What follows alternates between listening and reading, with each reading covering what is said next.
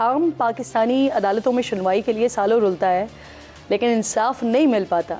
दूसरी तरफ बानिया तहरीके इंसाफ हैं जिन पर 150 से ज़ायद मुकदमात हैं। वो एक एक करके 3 माह के अंदर अंदर दर्जन भर मुकदमात में बरी हो चुके हैं।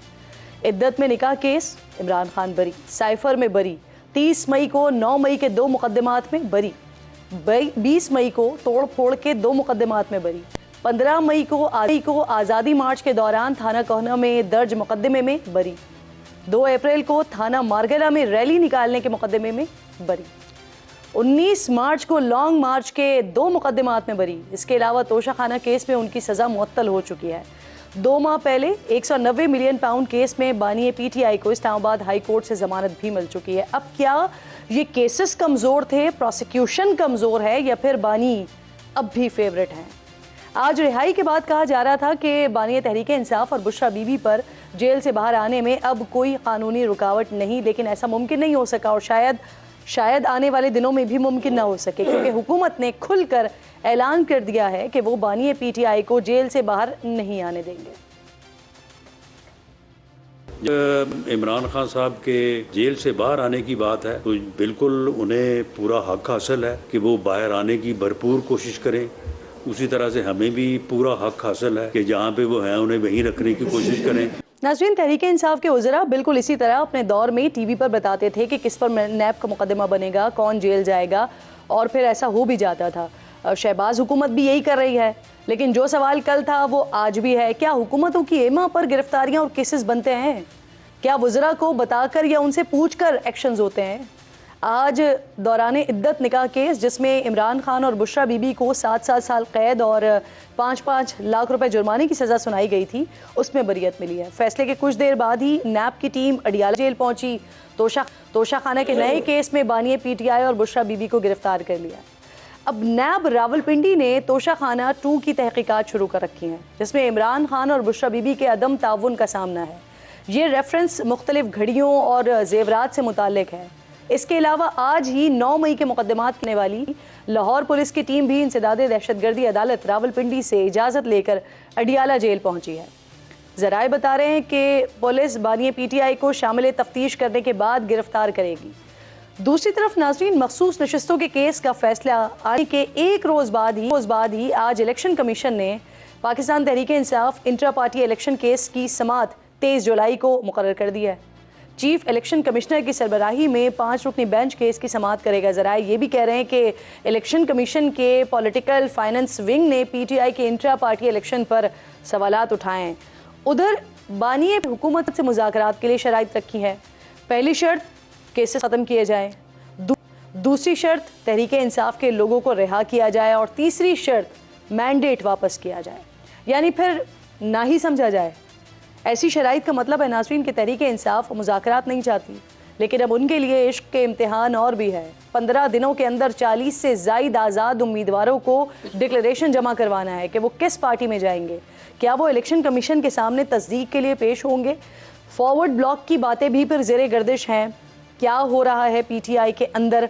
वकला इस सारे मामले को किस तरह से देख रहे हैं? इस पर बात करने के लिए स्टूडियो में मेरे मोअज़्ज़िज़ मेहमान दोनों साहिबान मुझे ज्वाइन कर चुके हैं। रियासत अली आज़ाद साहब माहिर कानून है, साथ मौजूद हैं। सेनेटर हुमायूं मेमन साहब साथ मौजूद हैं। बहुत शुक्रिया पाकिस्तान तहरीके इंसाफ की नुमाइंदगी के लिए। सर, सबसे पहले तो ज़रा आपसे बात का आगाज़ करते हैं।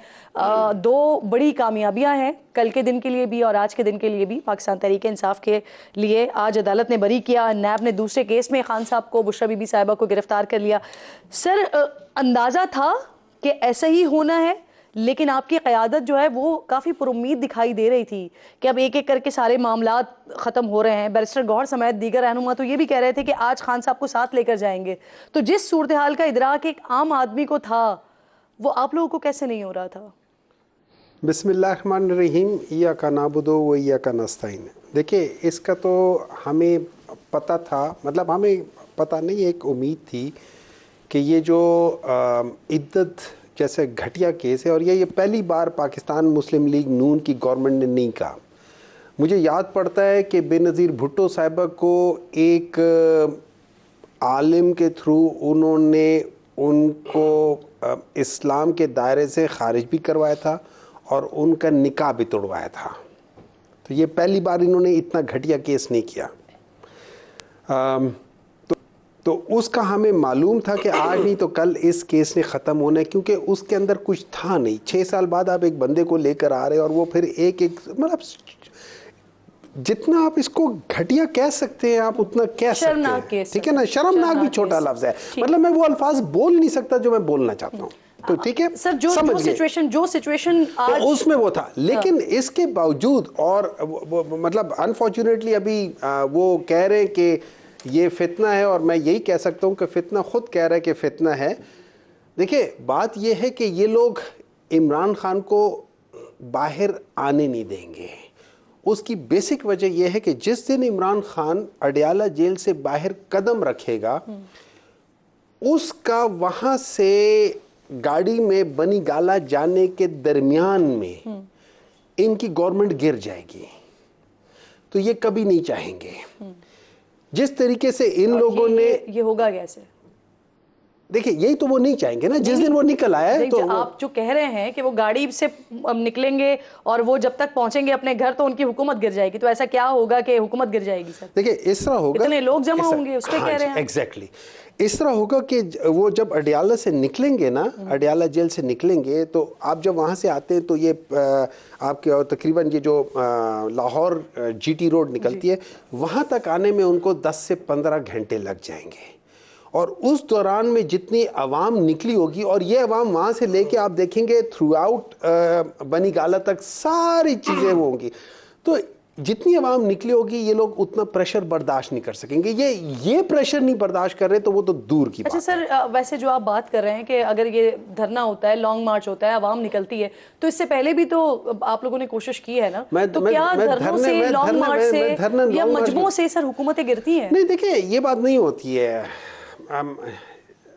धरने लॉन्ग मार्च से हुकूमतें नहीं गिरती, लेकिन हुकूमत के ऊपर एक बहुत बड़ा प्रेशर आता है, और वो हुकूमत जो लेजिटिमेट ना हो। देखो इस तरह होता है कि क्या लाइट ऑन करने से आप ये समझे कि किसी जगह पे चोरी नहीं होगी, नहीं होगी, होती है, फिर भी होती है, लेकिन चोर लाइट से डरता है। जनरली वो लाइट से डरता है। आप लाइट ऑन करेंगे तो चोर भागेगा। ये चोरों की एक फितरत होती है, बुज़दिल होते हैं। तो जब इस किस्म का प्रेशर आएगा तो वो लोग जिनकी बुनियाद ही नहीं है अवाम में, जो उस क्रिसमस ट्री की तरह जिनको डब्बे समेत आप लाके रख देते हैं और उनकी कोई बुनियाद नहीं होती, वो नहीं सह सकेंगे। वो इस हवा को, इस आंधी को नहीं सह सकेंगे। रियासत साहब, सर बानी पीटीआई को आज एक और केस में नैब ने गिरफ्तार किया। मई में जो ऑर्डिनेंस आया था, अब जो 14 दिन से बढ़ाकर इसे 40 दिन तक किया गया था, तो अब क्या होगा सर? क्या रिमांड मुकम्मल होने के बाद अदालत का दरवाजा खटखटाया जा सकता है, या अब गुंजाइश मौजूद है? उसमें तो ऐसे है कि जब तक जुडिशल नहीं होता तो आप बेल अप्लाई नहीं कर सकते, और वैसे भी जो नैब लॉज हैं उनके अंदर ये बेल का कॉन्सेप्ट है ही नहीं है। उसके अंदर रिट लाया करती है, when there is no remedy there is a writ. तो मैं समझता हूँ कि रिमांड एग्जॉस्ट होने तक बेल भी नहीं लगाई जा सकती, और जब तक जुडिशल नहीं किया जा सकता तो आप ये रेमेडी अवेल नहीं कर सकते। यानी 40 दिन तक कुछ नहीं हो सकता। अब रिमांड का टाइम जितना भी प्रोवाइडेड है, अब ये जरूरी नहीं है कि 40 के 40 हो, ये कोर्ट पे डिपेंड करती है कि वो 2 दिन बाद उसको जुडिशल कर दे, 4 दिन का रिमांड दे, 15 दिन, जितना भी रिमांड है उसके अंदर। जैसे सीआरपीसी के अंदर आम रूटीन में सेक्शन 167 के तहत 14 दिन का रिमांड होता है, तो remand by piece of meal दिया जाता है। कोई ऑल ऑफ मतलब टोटल जितना भी उसके अंदर रिमांड प्रोवाइडेड वो एकदम नहीं दिया जा सकता। तो ये डिपेंड करता है कोर्ट के ऊपर कि वो कितना रिमांड देती है और कितना उसके अंदर इन्वेस्टिगेशन के दौरान वो देखते हैं। अगर नहीं जरूरत तो उसको जुडिशियल। सर हुकूमत के जिस तरह से अभी हम सुन रहे थे, मुशीर कानून मुशीर वज़ीर राना सनाउल्लाह साहब ने जिस तरह से बात की है, हुकूमत अपना इरादा साफ बताती है कि वो नहीं आने देना चाहते, तो अब क्या होगा सर? क्योंकि जिस तरह से हम देख रहे हैं अदालतों से रिलीव मिल रहा है, कल का रिलीव हमने देखा, आज का रिलीव देखा, तो क्या ऐसी भी कोई पॉसिबिलिटी है अदालतों से? क्या ये भी इम्कान है, इस तरह के अहकामात भी आ सकते हैं कि हुकूमत को और इदारों को गिरफ्तारियों से रोका जा सकता है? देखिए बात ये कि ये जो बयान उनका आया ना, ये सफिशेंट है। जो हम हमेशा कहते हैं कि mala fide on the part of state prosecution, complainant, जो भी उसका नाम ले, तो ये तो reflected by virtue of this statement, तो यही सफिशिएंट है। किसी भी आप जितने मर्जी केसेस बना ले, आप ये उनका बता दें कि ये स्टेट की मंशा है, ये विजडम है, ये मेंजरिया है, ये स्टेट ऑफ माइंड है कि वो विद मेलाफाइड इंटेंशन इसको इन false, frivolous, baseless, groundless cases के अंदर फॉल्सली इंप्लीकेट करना चाह रही है। ये इंटेंशन है स्टेट की, तो उसका बेनिफिट जो होगा वो मुल्जम को जाएगा, जो भी होगा। तो सर ये मुमकिन कैसे होगा? लेकिन जो आप कह रहे हैं कि उनका जो भी इरादा है, तो वो अपने इरादे को इम्प्लीमेंट कैसे कर सकते हैं? देखें, किसी जुर्म के होने को अदालत नहीं रोक सकती। जितना कि अगर आप कोर्ट में जाते भी हैं कि मुझे इस केस में रिलीफ दिया जाए और आइंदा मुझे गिरफ्तार ना किया जाए, इस पे कोई ला नहीं। उसकी रीजन ये है कि जितनी मर्तबा स्टेट चाहे झूठे ही केसेस बनाए, वो बना सकती है और उसके मुताबिक कोर्ट उसको रिलीफ देगी, लेकिन एक ऑर्डर नहीं दिया जा सकता जिसके अंदर आप ये कह दें कि ये तो आज रिलीफ दे दिया, आइंदा आपने कोई मुकदमा भी दर्ज नहीं करना। ये आप कदगन ये रिस्ट्रिक्शन स्टेट पे नहीं लगाई जा सकती। बिल्कुल ठीक। अच्छा हुमायूं साहब, ये जो आज जिस केस में गिरफ्तारी डाली गई है बुशरा बीबी साहिबा की और इमरान खान की, तो सर आपकी जो कानूनी टीम है उसको क्या बताया गया है? कौन सा केस है ये, कब से इसका आगाज हुआ और क्या क़यादत की खान साहब से मुलाकात हुई है, उनकी राय आई है इस पर? देखिए, इस तरह है कि अब एक सवाल उठता है मेरी नज़र में कि ये कौन डिसाइड कर रहा है कि क्या सही है और क्या गलत है। कि आजकल पाकिस्तान में जो है वो माइट इज राइट का कानून है। सर ये कौन सा इसमें केस है? इसमें इंसाफ। अच्छा, जिस केस की जिसमें इन लोगों ने किया, ये तोशा खाना सेकंड इसको कहते हैं। अच्छा, मजे की बात यह कि जो इन्होंने नैब अमेंडमेंट के बिल के ऊपर जो लेकर आए, उसमें सेक्शन 9A7 को इन लोगों ने कहा हुआ है, और उसमें क्या है, उसमें जो SRO इन लोगों ने निकाले थे, जिसमें वो 3 गाड़ियां, जिसमें जो आसिफ अली जरदारी साहब की 2 और मियां नवाज शरीफ की 1 गाड़ी, जो कि during the tenure of Yusuf Raza Gilani उन्होंने उनको दी थी। और ये याद रखिए, गाड़ियां और एंटीक ये कैटेगोरिकली मेंशन है कि ये आप ले ही नहीं सकते, इसमें कोई प्राइस आप लगा नहीं सकते, ये निकाल नहीं सकते। इन्होंने वो निकलवा के नैब अमेंडमेंट बिल में अपने आप को उसमें से निकाल रहे हैं। जब से ये लोग गवर्नमेंट में आए हैं, सर पहले मुझे इस केस का तो बता दीजिए, ये वाला कौन सा केस है जो आपके कानूनी टीम को बताया गया? इसमें कोई केस नहीं है। इसमें देखिए, इसमें सिंपल ये बात कहते हैं, वो ये कह रहे हैं कि जी इसमें आप लोगों ने प्राइस कम करके अननेसेसरी प्राइस, वो प्राइस कम करती है, जो कैबिनेट डिवीजन है वो प्राइस लगाता है, जो मर्जी प्राइस लगाए कैबिनेट डिवीजन लगाए। आप कैबिनेट डिवीजन को पकड़े कि आपने ये गलत प्राइस क्यों लगाया। देखिए ना, आप दुकान में जाती हैं, मैं वहां पे सेल्स पर्सन हूं, मैंने एक प्राइस लगाई हुई है, आपने मुझसे चीज खरीद के चली गई। अब वो बंदा आके कहता है कि नहीं, ये आपने गलत खरीदी है। अरे भाई, आपने तो, मैंने अगर उसकी प्राइस सर अभी वाला जो मामला है उस पे तो कुछ ये भी आ रहा है कि जिसको बेची गई है उसको फायदा पहुंचाया गया। देखिए, एक मिनट ठहर जाए, उसको ठहर जाए। बेचना बात की बात है, बेचना इज नॉट अ क्राइम। एक दफा मैंने ये चीज खरीद ली, ये मेरी प्रॉपर्टी है, उसके हम ये एथिकल इशू पे ला सकते हैं कि आप किसी का तोहफा बेच नहीं सकते, वो क्राइम नहीं है। क्राइम में और एथिक्स में आप इसको वो कर सकते, आप ये कह सकते कि यार नहीं बेचना चाहिए। लेकिन सर मैंने आपको एक तोहफा दिया, मैंने आपको एक तोहफा दिया। राना सनाउल्लाह साहब थे, हमारे पास ही मौजूद थे 8 बजे के प्रोग्राम में, तो वो ये कहते हैं कि आर्टिकल 6 समेत जो कुछ हुआ वो लगाएंगे। पहले भी वो इसी तरह की बात कर चुके हैं, कह रहे हैं कि आसानी से बाहर नहीं आने देंगे। तो अब तो ये बात गद्दारी के मुकदमे तक चली गई है। सर आपको पता है राना सनाउल्लाह PMLN में कैसे आए थे,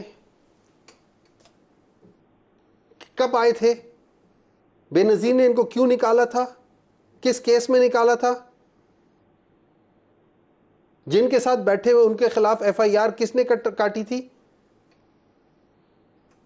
ये तो हर हद तक जाते हैं। मैं तो सलाम करता हूं उस औरत को कि जिसने अपनी पार्टी में इस किस्म की चीज होने नहीं दी थी। वो औरत थी, ये दूसरी औरत है, ये क्या कर रही है, ये उनको शय दे रही है कि इन किस्म की चीजें करो।